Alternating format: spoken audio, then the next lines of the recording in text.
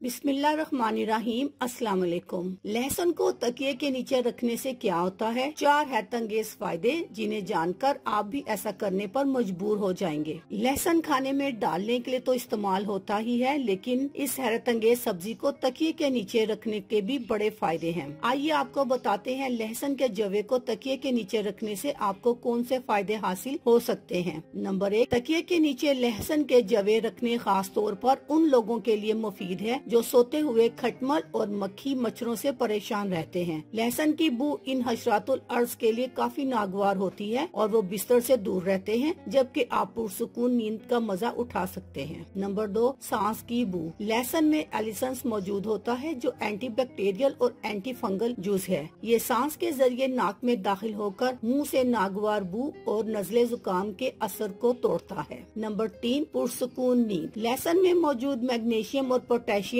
गाबा नामी केमिकल पैदा करता है जो दिमाग के हुलियों को आराम पहुंचाता है, सुकून बख्शता है और गहरी नींद लाने में मदद करता है। नंबर 4, जरासीम कुश। लहसुन सांस के जरिए जिस्म के जरासीम और इन्फेक्शन को तो खत्म करता ही है, लेकिन कमरे में भी जहरीले मादे खत्म करने में मदद करता है। अल्लाह हाफिज।